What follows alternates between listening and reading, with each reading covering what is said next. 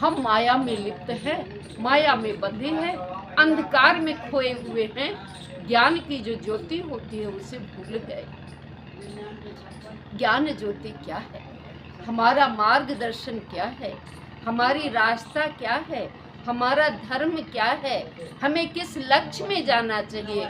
संसार को छोड़ के संसार में रहो, लेकिन रह के भी संसार में ना रहो। प्रभु ने सामर्थ्य दिया है कि नर से नारायण तू बन सकता है।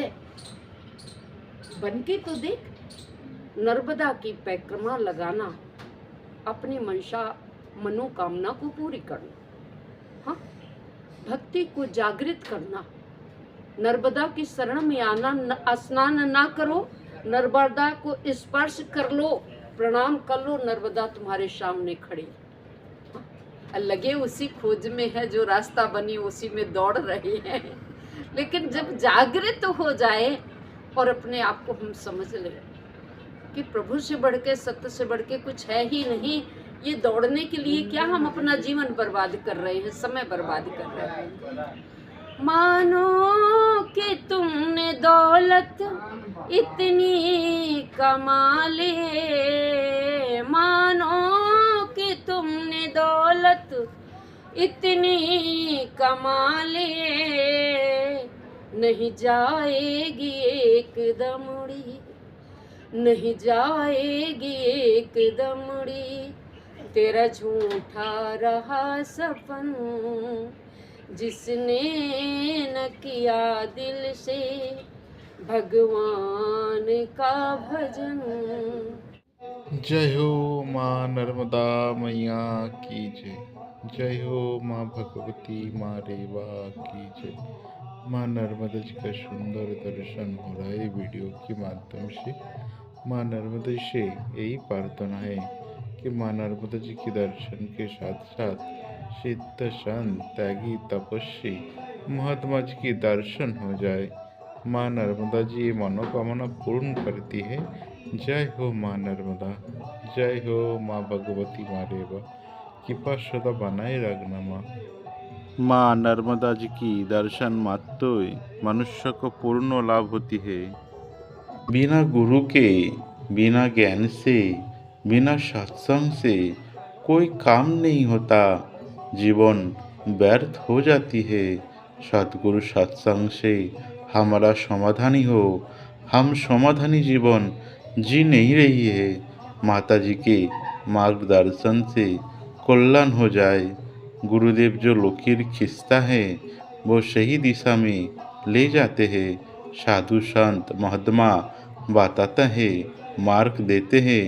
भावसागर पार करने के, मानव कल्याण के लिए माता जी के ये कथा परम औषधि है। नर्मदा माँ का आप प्रचार ही करिए, जितने लोग मिले तो इनकी महिमा बताइए। ये भी एक महिला थी और इन्होंने इतनी तपस्या की इतने जंगल में कि जहाँ ना कोई खाने का, ना पानी पीने का, कुछ नहीं। इन्होंने इतनी गहरी तपस्या की कि समस्त देवता परेशान हो गए कि ये तो सबसे आगे हुई जा रही है। और शिष्या किनकी है? माँ सती अनसुईया की शिष्या है। जब सारे देवताओं ने देखा तो जंगल में एक महिला तपस्या करती हुई दिखी, तो समस्त देवता गए कहाँ? सती अनसुईया के पास में, कि तुम्हारी शिष्या है, इनको रोको, कि तपस्या इनकी पूरी हो गई। सती अनसुईया आई और जैसे आवाज लगाया तो माँ की समाधि टूटी। माँ ने पूछा, माँ आप आदेश करती, आप इतनी दूर आने का कष्ट क्यों किया? बोले, नर्मदा तेरी तपस्या पूरी हो चुकी है, अब कुछ मांग ले। मैं मांगने के लिए तपस्या नहीं करती हूँ, फिर मैं संत बनना चाहती हूँ।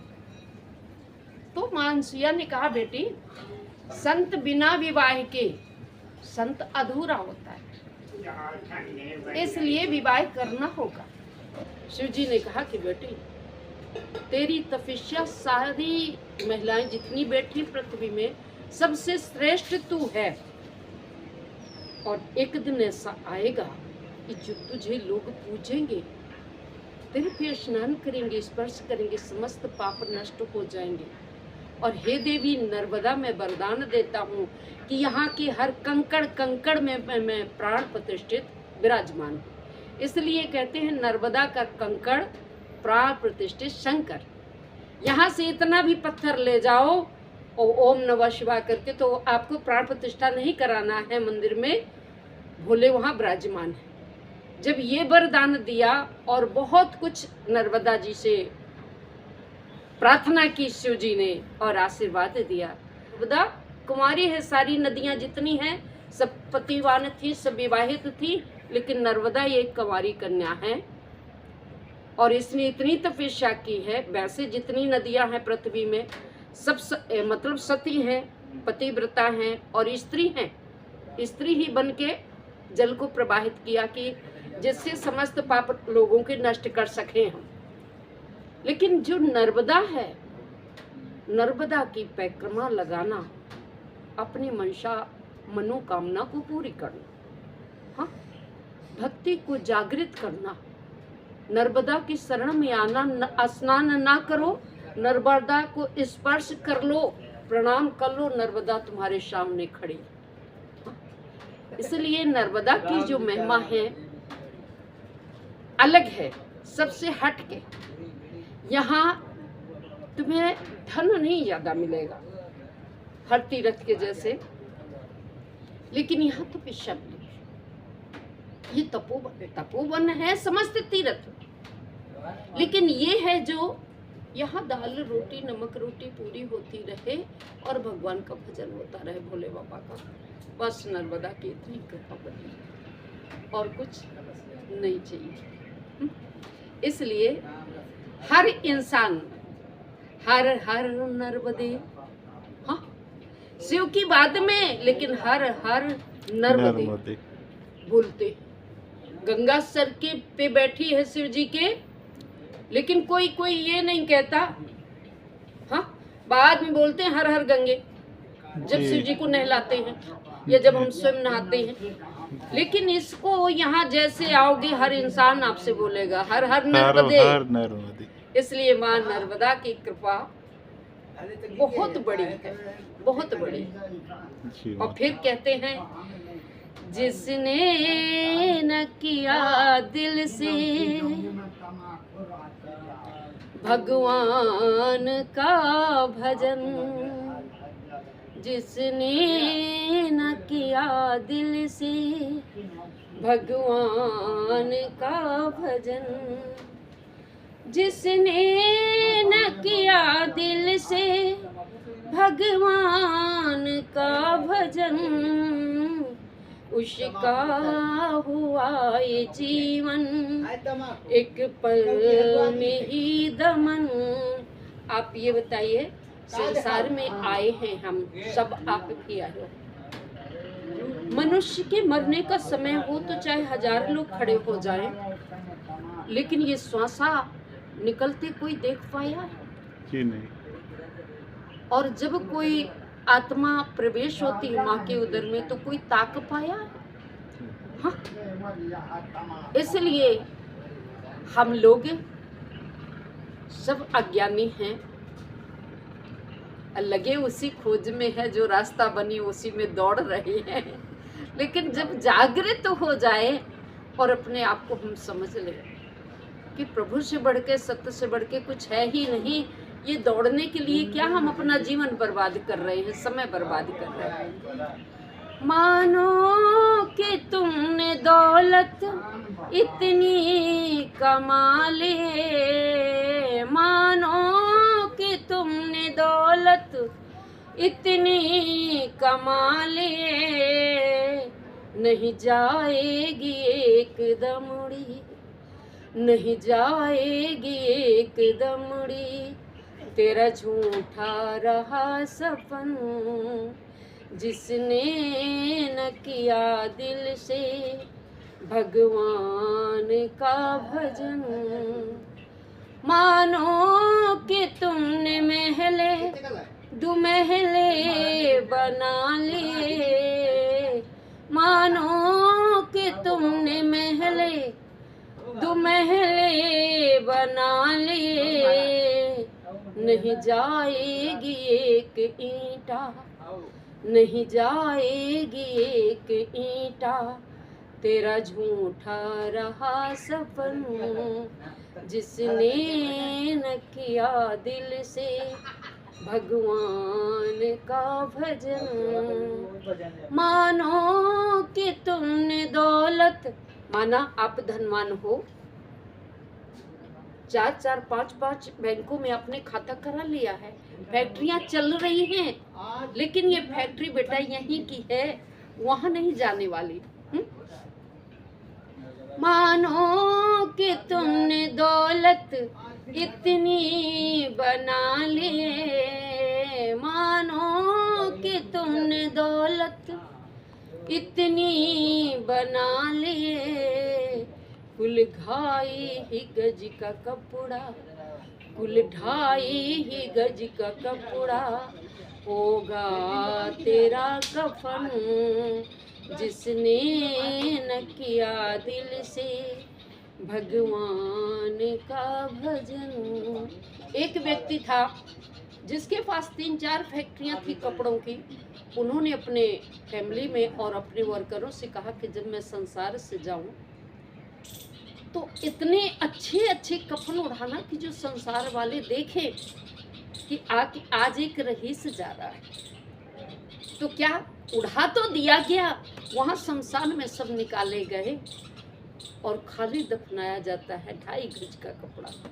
मानो कि तुमने शोहरत इतनी बना लिए, मानो कि तुमने शोहरत इतनी बना लिए, एक छोटे ही से कब्र में, एक छोटे ही सी कब्र में हो जाएगा तू दमन, जिसने न किया दिल से भगवान का भजन, जिसने न किया दिल से भगवान का भजन, उसका हुआ ये जीवन एक पल में ही दमन, एक पल में ही दमन।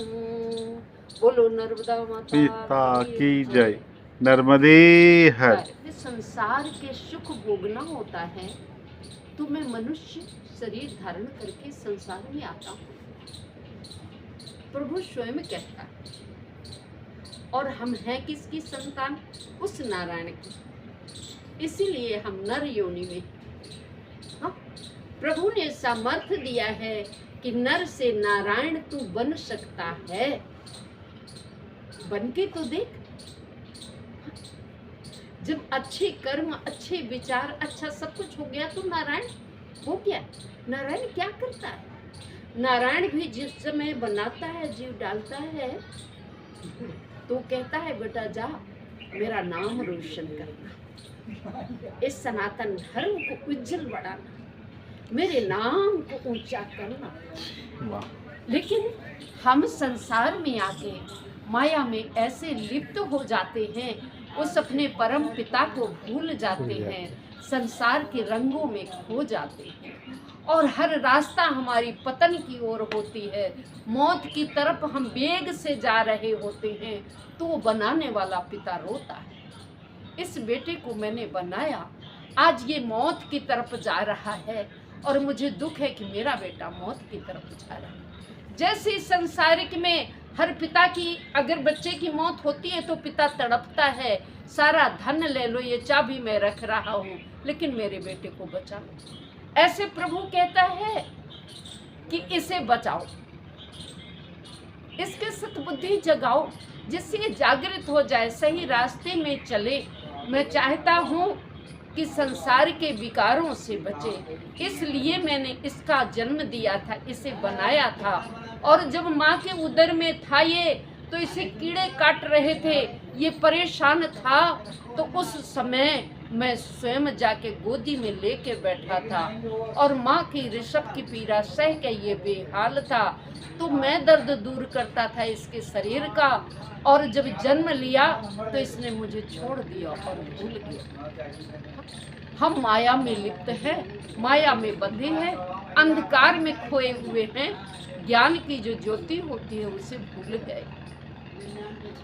ज्ञान ज्योति क्या है, हमारा मार्गदर्शन क्या है, हमारी रास्ता क्या है, हमारा धर्म क्या है, हमें किस लक्ष्य में जाना चाहिए।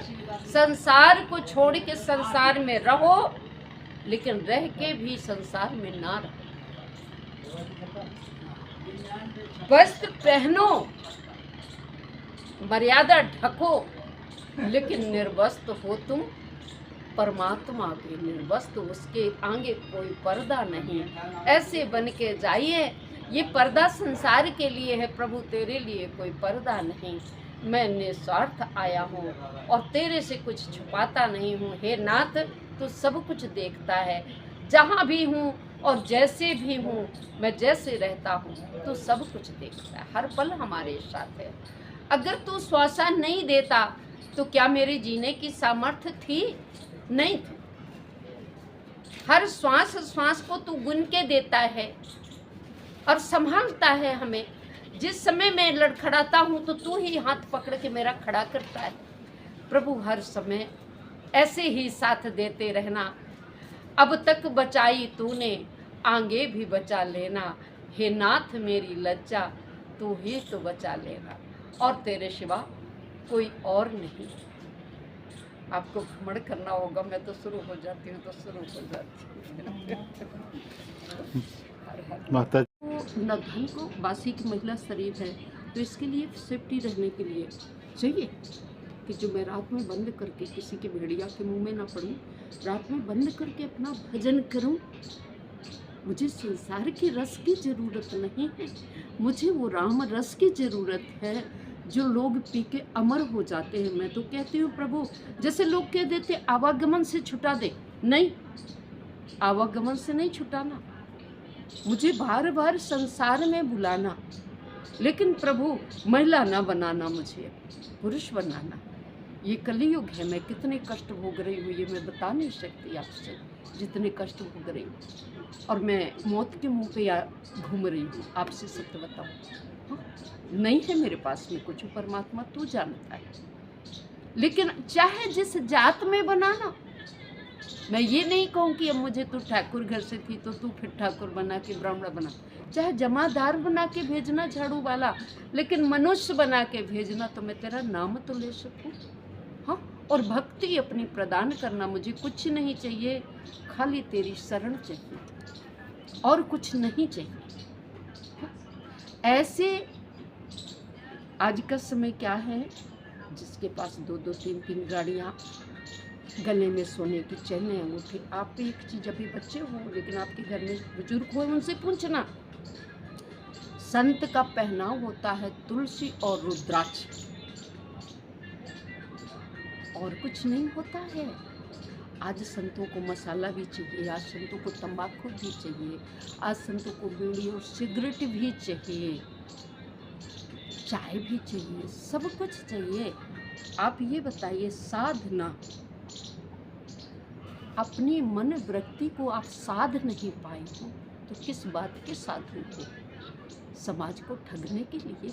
जैसे रामायण में काल नेम दिखाया गया था, हाँ, रावण ने कपड़े पहना दिए रंगे, माला भी डाल दिया, दाढ़ी पखारा खा दिया गया कि यहाँ से देखना ताकि हनुमान निकलेगा, उसका मार्ग रोकना जिससे सूरज न उग पाए, उग जाए सूरज तो लक्ष्मण के प्राण चले जाए। आज 90% तुम्हें संत ऐसे ही। मैं भटकती हूँ, मेरे से पूछिए, आप बच्चे हो क्या कहूँ, लेकिन हे मां नर्मदा, अगर मैं झूठ कहती हूँ तो है साक्षी। वैसे मैं संतों की आलोचना नहीं करती, लेकिन सत्यता बताती कि जब जाओ तो वो बैठे होते भेड़िया बने खाने के लिए, हाँ, शोषण करने के लिए। आपसे सत्य बता रही हूँ, ये पीड़ा जी। तो फिर मैं वहाँ से थैला उठा के कहीं और जाती हूँ। ये कलयुग है जी, यहाँ अपनी आबरू को, अपनी इज्जत बचाना बहुत मुश्किल है, जी माता। बहुत मुश्किल है। इसलिए हे माँ, तेरी शरण में आई हूँ। जीवन रहे या जीवन का अंत हो जाए, ना मैं आज तक किसी की भई हूँ, ना मैं होंगी जब तक मेरे शरीर में श्वास है, और मेरे से जो बनता है तो प्रभु का नाम लेती हूँ और 2 रोटी खाती हूँ। जहाँ रहती हूँ तो एक नौकरों की जैसे सेवा करती हूँ। समझ रहे?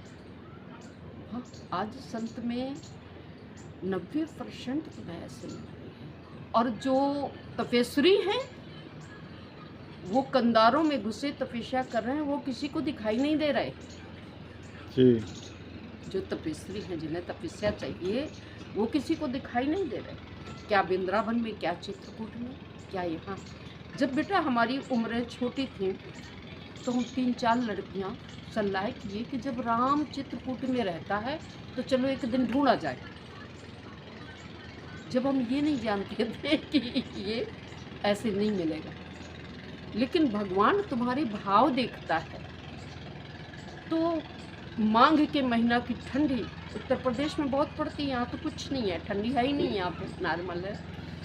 तो हम तीनों लड़कियाँ गेटमैन से बात कर लिए कि रात में आपको 12 बजे पहले खोल देना और फिर डाल देना ताला। ठीक है, डाल देंगे। हम लोग निकले ऐसी ठंडी में, तो जहाँ तुलसीदास जी के गुरुद्वारा के पीछे पीपल का पेड़ लगा था, वहाँ ऐसी लंबाई थी जैसे ये खंबा से थोड़ी छोटी, इतनी लंबाई। तो लोग चले आए, उनके बाल ऐसे ज़मीन में बिखर रहे थे। तो हम ऐसे कहते चले जाएं कि बिल्कुल जो पा जाएंगे तो पकड़ लेंगे, छोड़ेंगे नहीं इनको, और हर बात पूछेंगे, बात करेंगे, हम भी अपनी बताएंगे। तो वो हंसे और हंस के कहते हैं, क्यों राम जी? मैंने हाँ राम जी। बोले राम आया था चित्रकूट, है कि चला गया? निक नहीं है, हम उसी को खोजने जा रहे हैं। तो वो हंसे और थोड़ा आगे बढ़े। हम इतना बढ़े जैसे ये महाराज जी का गिद्दा, ऐसे बढ़े और मुड़ के देखा तो वो नहीं, गायब हो गए। तो वो स्वयं था। और मैंने ऐसे से संत देखे हैं कि आपको क्या बताऊं, कि जिनकी ये इतनी इतनी लटकी हुई और घुसे कंधारों में तपस्या कर रहे हैं, जिन्हें संसार की जरूरत नहीं, संसार की जरूरत नहीं है, वो खाली एक रस में लगे हुए। हाँ, वो संत, उनमें विकार नहीं। और आज ये सब आडंबर हो गया है।